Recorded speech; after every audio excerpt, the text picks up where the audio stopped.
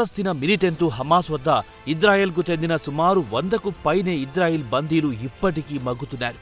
వారిని విడిపించాలని ఇజ్రాయిల్ ప్రధాని బెంజమిన్ నెతన్యాహుపై స్వదేశంలోనే పెద్ద ఎత్తున ఒత్తిడిని ఎదుర్కొంటున్నారు. యుద్ధాన్ని ఆపి బందీలను తీసుకురావాలని ఇజ్రాయెల్ ప్రజలు కూడా కోరుతున్నారు. తాజాగా నిర్వహించిన సర్వేలో కూడా ఇజ్రాయిల్ పౌరులు హమాస్ విధించిన షరతులను అంగీకరించి వెంటనే బందీలను విడిపించుకురావాలని డిమాండ్ చేస్తున్నారు. అయితే నెతన్యాహు మాత్రం హమాస్ షరతులకు ససేమీరా అంటున్నారు. ఇక తాజాగా ఇదే అంశంపై గాజాలోని హమాస్ యాక్టింగ్ చీఫ్ ఖలీల్ అల్ యాహియా కూడా బుధవారం బ్రాడ్కాస్ట్లో మాట్లాడుతూ ఇప్పటి వరకు బందీల విడుదలకు సంబంధించి ఇజ్రాయెల్తో ఎలాంటి చర్చలు జరపలేదని స్పష్టం చేశారు. బందీల విడుదలకు ఇజ్రాయిల్లోని పాలస్తీనా ఖైదీలను విడుదల చేయాలని తాము ఇజ్రాయెల్తో చర్చించలేదని కూడా యాహియా చెప్పుకొచ్చారు. ఒకవేళ ఇజ్రాయెల్ యుద్ధాన్ని నిలిపివేస్తే బందీలను విడుదల చేసే విషయం గురించి ఆలోచిస్తామని చూచాయగా చెప్పారు.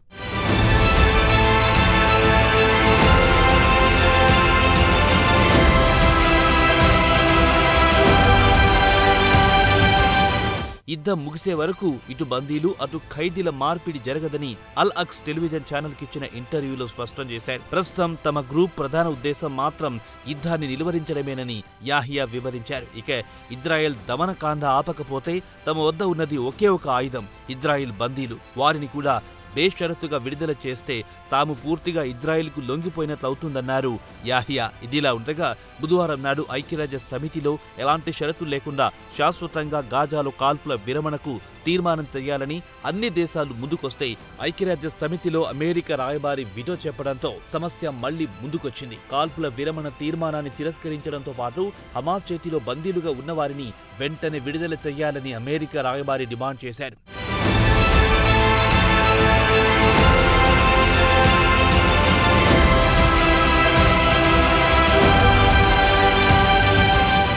ఇదిలా ఉండగా యాహియా విషయానికొస్తే ఖతార్లో బందీల విడుదల అంశానికి సంబంధించి ఈజిప్షియన్ మధ్యవర్తులతో జరిపిన చర్చల్లో ఆయన పాల్పంచుకున్నారు. అయితే చర్చల్లో పురోగతి సాధించకపోవడానికి ఇజ్రాయెల్ ప్రధానమంత్రి బెంజమిన్ నెతన్యాహు కారణమని యాహియా ఆరోపించారు. దీనికి వ్యతిరేకంగా నెతన్యాహు మాత్రం చర్చల్లో పురోగతికి ఇస్లామిస్టు గ్రూప్ అడ్డంకిగా మారిందని ప్రత్యారోపణలు చేశారు. ఇప్పటికీ కొన్ని దేశాలు నిలిచిపోయిన చర్చల్లో పురోగతి సాధించడానికి ఉత్సాహం చూపుతున్నారని యాహియా అన్నారు. వారితో చర్చలు జరపడానికి తాము సిద్ధంగా ఉన్నాం. అయితే ఇజ్రాయెల్ చర్చలకు ముందుకు రావాలని అంటున్నారు యాహియా. ఇక వాస్తవం ఏమిటంటే నెతన్యాహు ఒక్కరే చర్చలకు ముందుకు సాగకుండా అడ్డుకుంటున్నారని మండిపడ్డారు యాహియా. ఇదిలా ఉండగా మంగళవారం నాడు నెతన్యాహు గాజాలో పర్యటించారు. ఒకవేళ యుద్ధం ముగిసినా పాలస్తీనాను పాలించడానికి ఎట్టి పరిస్థితుల్లో హమాస్ను అనుమతించమన్నారు. ఇప్పటికే ఇస్లామిస్టు గ్రూప్ మిలిటరీని పూర్తిగా నిర్వీర్యం చేశామని చెప్పారు.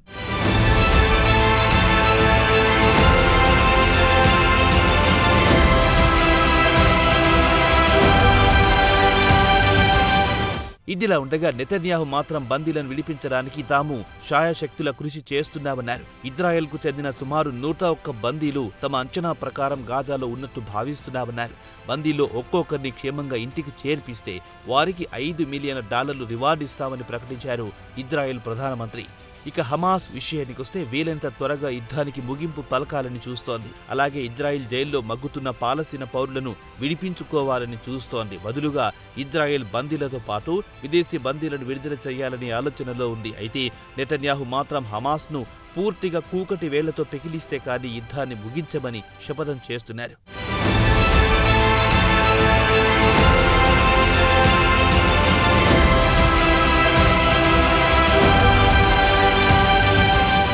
ఇక బందీల విడుదలలో కీలకమైన మధ్యవర్తుల విషయానికొస్తే ఖతర్, ఈజిప్టు కీలక పాత్ర పోషిస్తున్నాయి.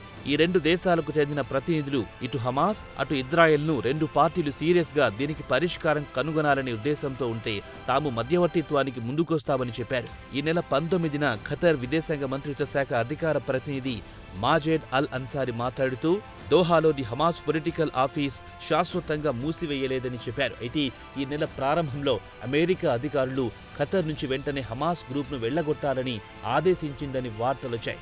అమెరికా ప్రెసిడెంట్గా డొనాల్డ్ ట్రంప్ బాధ్యతలు చేపట్టక ముందే హమాస్పై ఒత్తిడి పెంచిందన్న వార్తలొచ్చాయి.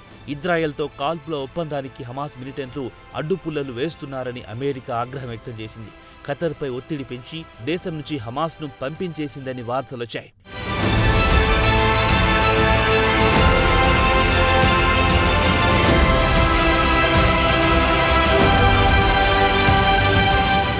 ఇక ఇక గాజాను ఎవ్వరు పాలించాలనే అంశంపై ఈజిప్ట్ ఒక ప్రతిపాదన చేసింది.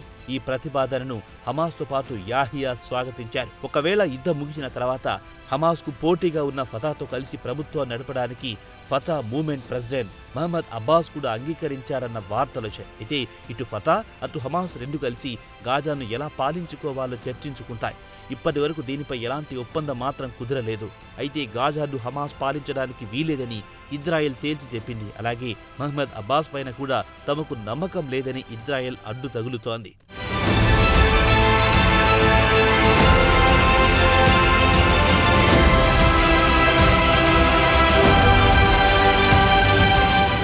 ఇదిలా ఉండగా బుధవారం ఇజ్రాయెల్ దాడుల్లో కనీసం 48 మంది మృతి చెందారు. వారిలో రెస్క్యూ వర్కర్స్ కూడా ఉన్నారు. కాగా ఇజ్రాయెల్ మాత్రం ఇటు ఆసుపత్రులను, షెల్టర్ హోమ్లను విడవకుండా పెద్ద ఎత్తున దాడులు చేస్తోంది. ఉత్తర గాజాలోని జాబిలియాలో ఇజ్రాయెల్ వైమానిక దాడుల్లో 12 మంది మృతి చెందారు. మరో 10 మంది ఆచూకీ తెలియకుండా పోయింది. ఇక హమాస్ మిలిటెంట్లు మాత్రం అమెరికాపై తీవ్ర ఆగ్రహంతో ఉన్నాయి. కాల్పుల విరమణకు అగ్రరాజ్యం అడ్డుపుల్లలు వేస్తోందని ఆగ్రహంతో ఉంది. మొత్తానికి చూస్తే పగ్గాలు చేపట్టే వరకు పరిస్థితుల్లో మార్పు కనిపించకపోవచ్చని పరిశీలకుల అంచనా. అప్పటి వరకు గాజాలో పౌరుల ప్రాణాలు అరచేతిలో పెట్టుకుని బిక్కుబిక్కుమంటూ బ్రతకాల్సిందే.